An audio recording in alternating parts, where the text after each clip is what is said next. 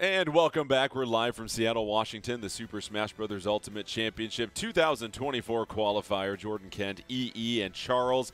We just took a quick little break. How cool is the Scholastic opportunities, by the way, for those folks that want to get into Smash at the school level? Opportunity for varsity letters. It is a registered esport. It is a terrific opportunity for those players that want to get in at the ground level at competitive play. I love it, man. It's something that I really wish I had when I was going to school, and it's just for the simple fact that it gives kids a place to feel like they have a place to fit in. You know what I mean? Not everybody's an athlete, not everybody's a chess champion, but I'll tell you what, a lot of those kids out there, they are amazing when it comes to video games, and I love the fact that Nintendo is helping foster that. Take advantage of the opportunity, ride the wave. The growth continues to happen year after year after year as well, too. We also want to let you know, those of you in the Northeast and the Northwest regions, don't forget, it's still not too late to join the tournaments for your chance and an opportunity to qualify for the Super Smash Bros. Ultimate Championship 2024. If you want to get on board, get to that ladder round here, make sure you visit battlefy.com/Super Smash Bros. 2024 for registration information. With that, we get set for the loser side of the bracket. Let's go ahead and check things out after we've already sent our first player to grand finals. That is Zap. And now we get set for DT Foe against Cool Cactus. Don't forget, TT Foe had Incineroar. Cool Cactus we saw with me, Sword Fighter, and Marth as well. And so now again, Charles, we get to a situation, a grappler against somebody with an extended hitbox. Yep, it's going to be the life Incineroar has to fight here. All of these disjointed hitbox to go ahead and combat Incineroar, especially that slow movement as well, right? But the main thing you want to think of as Incineroar is when they're throwing out that hitbox, Incineroar does have some armored moves, right? Like that Alolan Whip, that's going to be the main move here for Incineroar. You can go ahead and armor through these hitboxes and really put him in the grappling ring. And that's really what you're looking for, is those opportunities, those windows to open up. If you are Incineroar, you have to be mindful, I'm sure, of how aggressive you're going to be against somebody that outranges you. Oh, yeah, of course. And there's going to be the recovery factor, too. Again, you know, that cross-chop, great move in the Pokemon franchise as a recovery tool for Incineroar sometimes leaves a little bit to be desired. So if there is an opportunity for our boy Cactus to go off stage, best believe he's going to take it. Well, has a bit of a home field advantage as well, too, in this stage. So we'll see. But early on matchup, building up 30%, and that's the kind of start that DT Foe's looking for, Charles. Yeah, and shout out to Cool Cactus having all kinds of different fits here for the Mii Swords Fighter, so definitely going to be one of the advantages you have. But, oh, man, so far, Incineroar doing an amazing job of just racking up that damage. Tries to get the down smash, but nothing here. Wow, the forward smash almost connects, but off stage here, Incineroar, are you going to get punished? Yeah, Cool Cactus able to connect with every single hit of that up B, and then coming down to earth, DT Foe creating a little bit of separation, and now a little cat and mouse, no pun intended, on the ledge. I'll tell you what, man, we're really starting to see why this character can be such a threat. These big, strong hitboxes of Incineroar can do so much damage. The Alolan Whip, not going to get the KO, but we are seeing just the positioning he's getting off of these hits. It's going to come sooner rather than later. 144, impressive to survive this long, but I don't know. This stock is feeling like it's on borrowed time. Mii Sword Fighter hanging in there. Cool Cactus is trying to equal some of the damage here. The huge advantage for DT Foe. You got to close this stock out as soon as possible, Charles. Yeah, absolutely, and you got to be really careful how you knock on that shield as well. The up tilt into the up air, trying to get some kind of juggle situation. DT Foe just falling straight to the ground. The swiftness here, and who's going to get this stock? Wow, the revenge does not get punished. No, Cool Cactus starting to even this up. All of a sudden, a string of powerful hits. Here comes that Alolan Whip. Oh, right into your screen. That's going to take the first stock as DT Foe builds the early lead. Like the little mix-up there, too, actually sending him upwards, maybe trying to trip the DI a little bit. It works out for sure.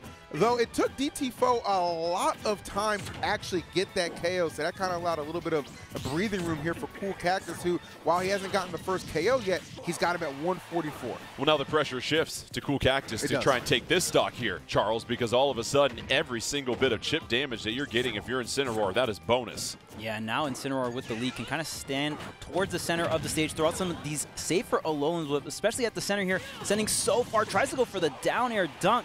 Cross stage still going to survive Incineroar. This cat is heavy. A masterful second stock here for DT Foe. Make that first stock as well as they continue to build their lead. And now just trying to find that opening here. The grab into the back throw at this point, and DT Foe trying to get back on stage. Cool Cactus just waiting for that opportunity, but still can't close out the stock until they do. Now both fighters down to their second stocks here, but you see the slight advantage for DT Foe. Oh, yeah, absolutely. He knows it, too. Oh, my goodness. I love the fact he committed, goes for the revenge. Now he is all the way supercharged. Look for a big-time move off of this. Let's see if he can find the hit. Don't want to rush him down too hard. Let it come to you. Oh, no. So far, a couple of pokes coming out. The follow-up from Cool Cactus, but DT Foe able to clear some airspace. And Charles, at this moment, if you're DT Foe, how aggressive are you going to be trying to go in there and find your opportunities? You can just kind of sit back and wait, and finally, Cool Cactus is going to overextend. And I mean, DT Foe not really going too aggressive, just waiting patiently on stage. Now you're going to try to get this aggressive landing with the revenge. Not going to come too so early, but another Alolan weapon. I got to say, Jordan, DT Foe has been amazing with these side specials. And really has utilized them well to create a lot of separation, but just catching Cool Cactus at the right time and then sends them off the stage one more time. Can they get back onto the stage? They do, but now it's coming down to those last couple of hits here, EE. Yeah, this is really getting out of hand for Cool Cactus, really feeling the pressure as the heat continues to intensify. No pun intended with the fire type, but you got to know when you're in a situation like that, you can just charge up a smash attack, and Cool Cactus jumps right into it. Credits for not being afraid, but my brother, you should have been. The fire-type feline engulfs the Cool Cactus to take that first set, and what we saw there, it was really DT Foe dictating the pace of that one, Charles. It really felt like Cool Cactus was never quite comfortable, was always on the retreat trying to create a little bit of separation. Yeah, because DT Foe was putting out so much pressure. There were so many times where there was so much fear instilled, right? And then you can kind of just step back with the Incineroar and punish really hard.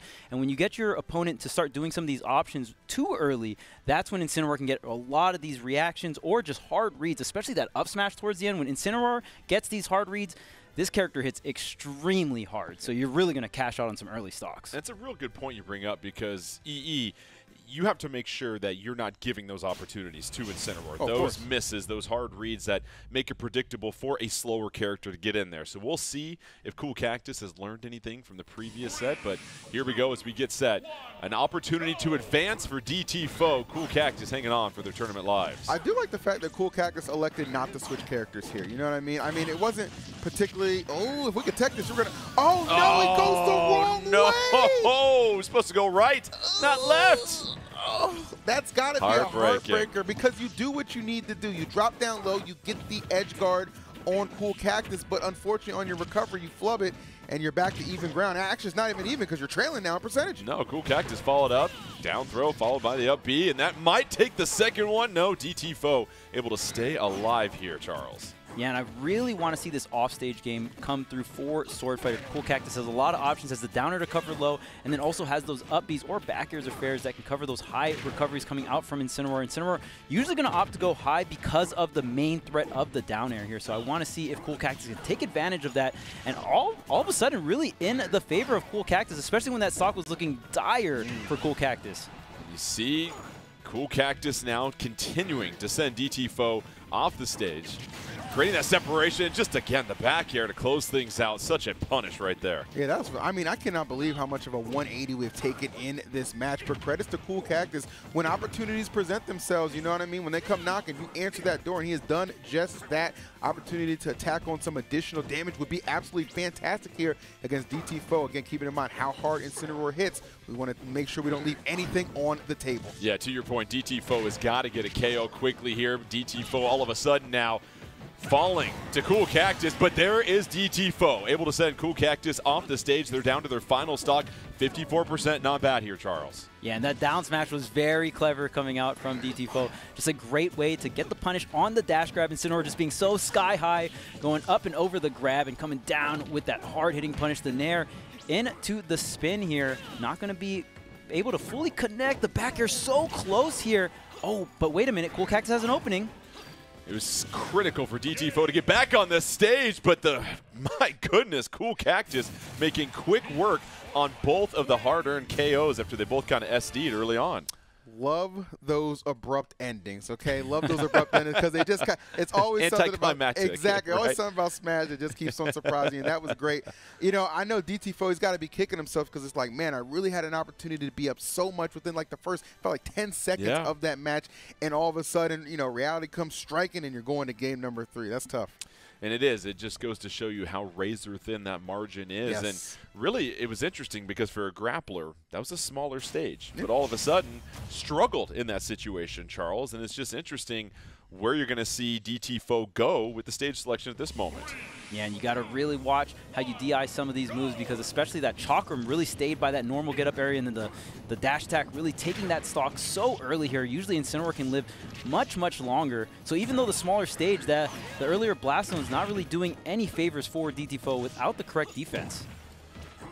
Early on, pretty even between both fighters, just trying to get that stage control here. Cool Cactus getting back up on top, but then the follow-up, and it feels like DT4 a little bit more dialed into these recovery options, EE. Yeah, I would agree with that, and too, I like the utilization of the Lariat as well. Really good tool from Incineroar as well. I'd like to see implemented a bit more when the offense does allow it to be the case, but still very even footing right now. Alolan Whip going to open up the stage control to DT, and he knows it too. Goes for the Nair. That's going to be all she wrote. Simple and clean, but effective. Oh, I like what you did there as well. So here we go. That Nair leads to the first stock going down for like that. And all of a sudden, DT4 adding on an extra 21. And this is where you've got to create the separation, Charles. Oh, man. I'm really trying to utilize that down air. And that Nair, we talked about it earlier, one of the best edge guarding tools for Incineroar, just hits really far below here. The Chakram tries to get set up, but great job just waiting it out on DT4. But wow, Cool Cactus striking back with that up air. And we're seeing a lot of really quick KOs coming out from Cool Cactus as well, just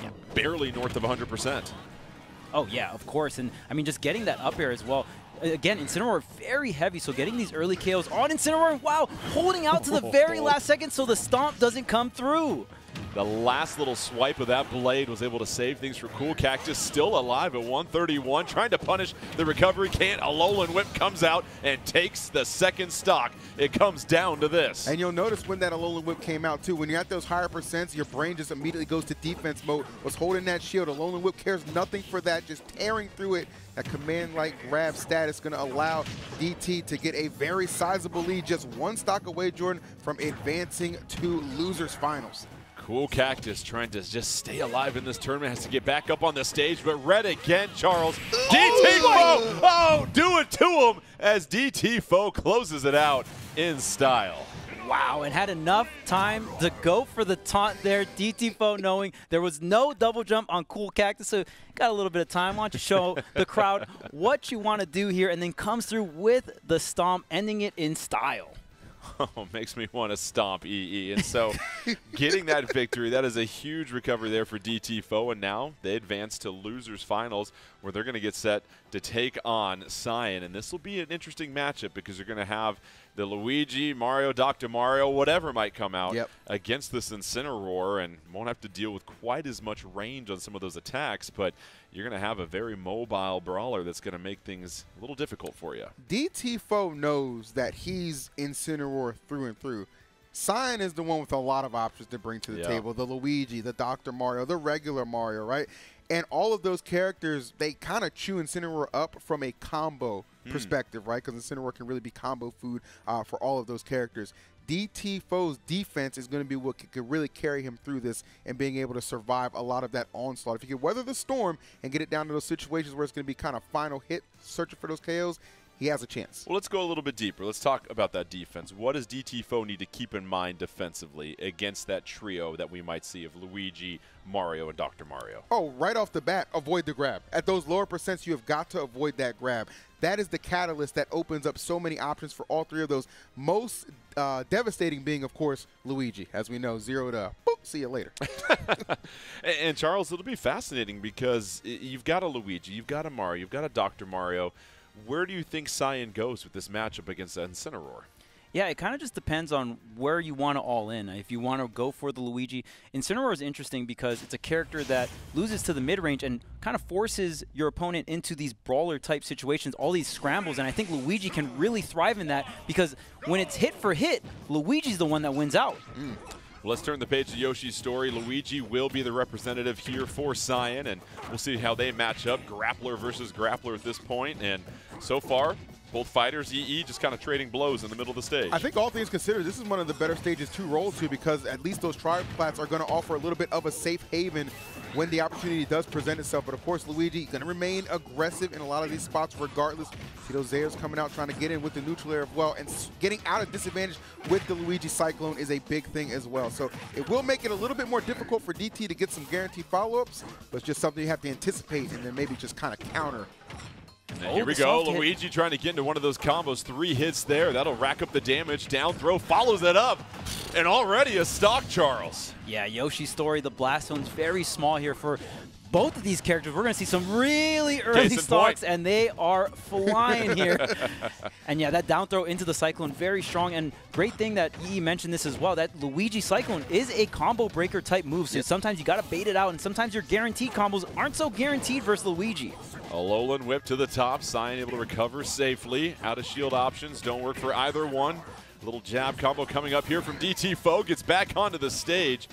Neither fighter able to connect off stage there for a moment, but here comes Luigi EE. Oh, 1, 2, 3, 4, 5. DT Foe able to recover. Yeah, he's putting together a really nice combo string momentarily. Here we go, Luigi Missile getting back safely. Oh, Cyclone swinging, but nobody home. Great opening for DT Foe. Maybe thinking a Alolan whip. He's looking for an opening. Oh, big whip on that grab, and that's going to lead to a dash attack, which leads to a KO. Well done. Yeah, Miss Zaire, huge opportunity for DT Foe and able to capitalize. And now 2-1 advantage in the stocks. Oh, Cyan almost took a quick one to even it up, but DT Foe able to get back onto the stage. Oh, but Cyan plunges in to the Wool Waters, and all of a sudden, that is game 1 for DT Foe. And Incineroar holding the belt, really proud there of that win. And I mean, getting that KO so early versus the Luigi there. In that position, Luigi maybe thought, oh, I need to go ahead and tech the stage because I'm getting hit, but at such low percents, it really kind of depends on the hitbox of the move. And sometimes it happens so quick, it's hard to make that snap decision. And with the lag of the air dodge, not able to make it back, effectively, you know, losing the stock at 0% so early, but really impressive stuff coming out from Incineroar, not getting snatched up too often, honestly. They will not waste any time. DT Foe and Cyan get right back into it. Luigi versus Incineroar. It will be a rematch and some good sportsmanship beforehand as well, too, for both of them. We'd like to see that. And already it's Cyan that racks up 43% against DT Foe and a little bit more room to work with here on this stage, EE. I like this a lot, actually, for Cyan because you've removed any platforms from the equation. This is something Luigi is going to be looking for a lot of grabs and maybe a little bit more guaranteed follow-ups. But you can see right here, DT Foe not at all shying away from the challenge. The aggressiveness from this man has continued, and this is really a slugfest in this opening stock. Yeah, a couple of fighters missing some openings. Oh, but there's that sound, and you know that's trouble on the other end. DT Foe losing the first stock. Cyan, that up B is unbelievable, Charles. Oh, so strong, and it's pretty much the strongest punish Luigi can bring to the table here, and because of that, Cyan is going to rack up even more damage, getting the soft hit of those up airs so you can chain them over and over again. Going to go ahead and disengage 69%, still a good amount of damage here for Cyan. Cyan trying to find another opening, but really good stuff on DT Foe, landing with the forward smash as well. Looks like getting the tipper hitbox on that. An impressive comeback from DT Foe. It was looking like Cyan had a huge advantage here, EE, but DT Foe able to kind of even things up here just a little bit, trying to get back in the middle of this stage, though. But those Zairs coming out, Cyan just looking for that opportunity, has to come down in the punish from DT Foe. He completely baited out that up B attempt, too. That was very, very smart by DT Foe. And one thing you're going to notice, too, Jordan, a lot of those leads sometimes that you have against a character like Incineroar, they can almost feel false because of how much damage he can actually put out. But when you have those follow-ups like that, it doesn't really matter at the end of the day. Yeah, Charles Foe missed the opportunity on the cooldown after the smash. Cyan able to string that into a nice combo, and now it's Cyan with the 2-1 advantage. Now you have a chance to be a little bit more patient. You don't have to necessarily give those openings to DT Foe. You gotta be really careful as well if you're DT Foe. You don't want Luigi to get that grab and rack up a ton of damage. I love the revenge. Gonna wait it out, waits the double jump out, but still gets the backer off the ledge jump. DT Foe being very, very smart in that situation. Not going exactly all in on the edge guard, but waiting for the ledge option after. DT Foe, a chance to go to grand finals. Cyan just trying to stay alive here in this tournament. Back throw off the stage. Both fighters recover, rolling back into the middle. Cyan trying to protect the middle ground. But now it's DT Foe that comes back down to earth, and now EE, it's just a neutral game. Who's going to get the advantage? Exactly, and it's not too often that you see an Incineroar as bold as DT Foe willing to go off the stage, but Luigi, you know, that recovery can definitely leave some things to be desired, and you can tell it right now. DT Foe sensing that his prey is at his tail end at 85%, man. Incineroar thrives at surprising people and getting KOs at these kind of percentages. Cyan trying to get back on, and that'll do it. DT Foe 2-0 over Cyan to head to Grand Finals. And so Incineroar was the pick, stuck with it, had no issues with the grappler Luigi, but it really felt like that second stock, Charles, able to get that very quick KO. All of a sudden, it was one stock each, 27%. DT Foe started to feel very comfortable at that moment. Oh, yeah, and as you can see, DT Foe has some tricks that he likes to save for the very end, just like putting all of that upfront pressure and then stepping back to the roll area, getting that huge up smash swing. We saw it work on 2 different players, so really great stuff to go ahead and close that set out. I love the tricky movement. Let's check out the updated bracket after DT Foe gets the 2-0 sweep over Cyan, and that'll set up a rematch from our very first winter semifinal, Zap versus DT Foe, where it really wasn't close. Now you wonder, has Incineroar learned a few more tricks, or will Bowser Jr. continue to outdistance and out-trick everyone here, EE? You know, I would argue that 2-0 loss, which was pretty one-sided on the favor of Zap, is maybe what's fueling DT Foe in this loser side of the bracket. Because you think about it like this. I know I'm better than what I showed up there. So I'm going to use that as motivation to get through loser semis, get through losers finals, get the grands, and then really give you a show. Because a lot of times, Jordan, the measure of revenge that you're seeking can be enough to really power you through. I've seen it happen before. You play with some rage and some good things happen in game, of course. Well, rage and revenge, options for Incineroar. You're putting the puzzle pieces together here, EE. And Charles, at the end of the day, you can have all the emotional get-up that you want, but it comes down to the X's and O's and how you execute. And so far, Bowser Jr. has looked flawless compared to the rest of the field here. Yeah, I think Zap, just as a player, has really come through, and you can see all of his hard work, the punish game, the combo game really on point, knowing all these different matchups, and it can be very difficult when there's so many different fighters in Super Smash Bros. Ultimate. So a lot of these players that really dedicate to their craft, I show them a lot of respect because you can just see it in their gameplay, right? And to follow up with you, Charles, it feels like Bowser Jr. just has so many more angles to approach you and surprise you with, whether it's the Mecha Koopas, the combos, the out of the clown card options. We've seen all that. Has DT Foe learned anything after crawling through the loser side of the bracket, getting back to grand finals? Can they reset it, or will Zap and Bowser Jr. close this thing out without a scratch? Here we go as we get set in this first matchup, and early on you see DT Foe holding down middle of the stage here for the most part, EE. I mean, you know, really the battle just starts with getting a game off, because I don't believe Zap has lost a game at all throughout the entirety of this bracket run, which in and of itself, Jordan, may be a first. You know what I mean? That actually may be a first for us, so that is incredible for sure. Obviously, we know DT Foe very much so motivated, wants a little bit of a measure of revenge. Off to not a bad start at all. He's got him at 68, but this is where Zap really starts to kind of pick things up in that clown cart, attempting to aid him right there. However, DT Foe hanging in there, able to match blow for blow, but then off the stage, the edge guarding, and that's going to go ahead and take the very first stock. And we mentioned it, Charles, just so many different angles and much more distance, but DT Foe, the follow-up. Yeah, DT Foe returning the favor there, saying, hey, I might not have the best recovery, but I can go off stage too with these very aggressive forward airs or back airs, and Incineroar hitting much harder than Bowser Jr., so you got to be real careful there. Not going to be able to get the nair into the grab, and look at this combo string that Zap is able to put together for the punish. Yeah, after a beautiful spot dodge as well, the dash can't follow up with the out of clown card option, and really, EE, we've seen for the most part that it looks like Zap very comfortable attacking from above, doesn't mind putting Incineroar below them. Yeah, for sure. And it's because of the advantage that he gets, right? If he is able to hit from that angle, just pop him up and get one of those mean follow-ups as well. Oh, no! Coming up a little bit short. I can't harp on it enough. That recovery leaves so much to be desired at times. DT Foe, though, can make up for all of it if they can just get a quick KO. However, it's Zap racking up all sorts of damage here, Charles. Again, those combo strings are clean here, going off the top there. DT Foe being really creative, not actually going for the one that does the most damage here. You can do it different ones at different times for the Alola Whip, but the forward smash is not, it's not enough, though. It's not enough. EE, you're frozen in time. Regardless of him losing that match right there, just say getting out of disadvantage up there that close to the blast zone with the Alolan Whip was absolutely brilliant, just chucking him up. That was brilliant, okay? That's a moral victory, Jordan, that I just have to tip my cap to. That was insane. Wow. Well, either way, Zap picking up the first game, 1-0, now just one game away from claiming the title here today in this championship 2024 qualifier. And it felt like if you're Incineroar and DT Foe, that was much closer than what we saw in that very first winter semifinal. Still just making a few more errors than Zap, and that was the difference, it felt like, Charles. Yeah, there can be very slight things that happen in the game which not going to be very beneficial to Incineroar. Again, sometimes you can just tap Incineroar off stage, and that is going to be the stock. Like EE was saying, I mean, not the greatest recovery in the game, and Zap definitely going to abuse that for this matchup. Will it come down to this? Zap has to pick up one more game to go ahead and claim the championship for the Southeast, or will DT Foe push this thing to a third game with an opportunity to reset the bracket?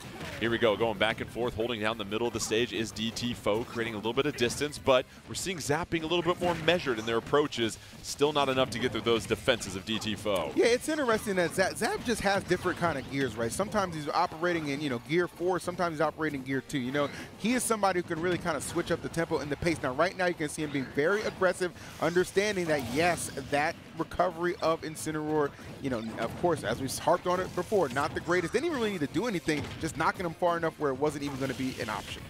You saw quickly taking that first stock, DT Foe trying to get right back into this, but still Zap looking very healthy in the 1-2 follow-up, has you slapping the table in disbelief. I mean, it's just crazy, man. This kid is just something really special, and it goes to show you that Bowser Jr. is not a character, Jordan, people traditionally have on their radar for like a top tier threat. Zap completely rewrites the book on that, being an absolute menace, as DT Foe is finding out firsthand. And Zap with those dashes getting back onto the stage, takes the second stock. Yep. A pristine 3-1 stock lead. Zap can smell it, an opportunity to claim the title here today for the Southeast. Just has to close things out against DT Foe, and they are determined to do so. Sending him to the ground one more time out of the clown cart, popping off and doing it in precise fashion is Zap, showing everybody why they were head and shoulders above the rest of the competition. The jab reset into immediate KO is insanity. Zap, somebody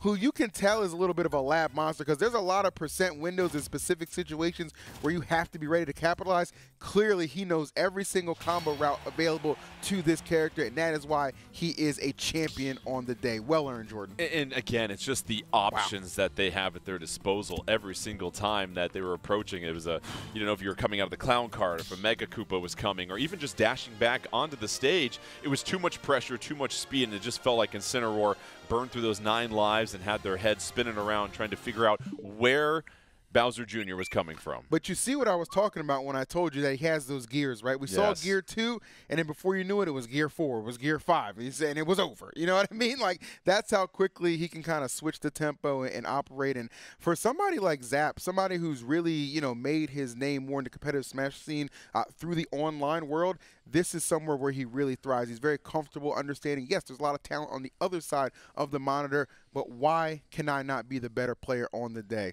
Does a wonderful job. Congratulations to him. Zap has now earned a chance for an invite to the Super Smash Bros. Ultimate Championship 2024, being held August 25th. And we also want to thank the other competitors for making it this far. They'll go home with some Nintendo Gold points, and you'll have 8,000 My Nintendo Gold points for second place, 6,000 for third place, and 6,000 more for fourth place as well, too. So a wonderful opportunity to rack up some points and get yourself some software. But for the most part, it just goes to show you the depth of each character in this game. And Bowser Jr., we've seen it time and time before. Some people kind of sleeping on Bowser Jr., but can be a surprise pick with, again, just everything that they can throw at you. Yeah, and it was a lot of fun, too, because we've had an opportunity to do a lot of these Smash Ultimate, qualifiers, Jordan, me and you, and I've been a privilege to sit with you and do this. Oh, likewise. Of course. But, we've never actually seen a Bowser Jr. go on a run.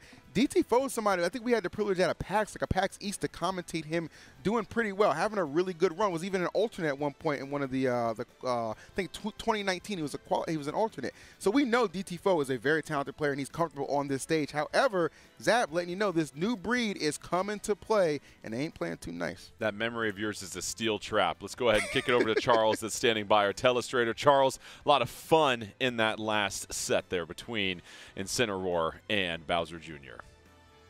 And of course, I have to throw it over to the clip. The taunt into the down air, that was very, very beautiful coming out from DT Foe here. So some more Incineroar action. We're going to go ahead and play the clip on this very last stock. DT Foe did an incredible job of just racking up the damage, using that dash attack to kind of close in the zone. But here, gets hit and then gets put onto the ledge here, right? So from this position, DT Foe going to look for some kind of hitbox to try and get this offense going. After the air dodge here, goes for the forward air, gets the hit. Then off this tech chase, gets the dash attack, right? We're going to set up his opponent, Cool Cactus, on to the left side of the stage. With this neutral, we'll go ahead and pause it here. Because that neutral goes ahead and trades, DT Foe actually, since he's at such low percent, it's going to be right here by the stage. And DT Foe knows that there is no double jump here. Because of that, DT Foe is like, hey, I got enough time, throw out the taunt, line up the down air, and that's going to be the game. So we can go ahead and play the rest of this stock here. Oh, actually first goes into the down tilt, which combos into the forward air. Now, okay, sorry, DT Foe. Now you got time to throw out the taunt. There's that established distance, lines up the down air, and just like that, DT Foe ends it off in style. So what an amazing set there, and I mean, amazing tournament overall. We're going to throw it to a quick break. We'll be right back.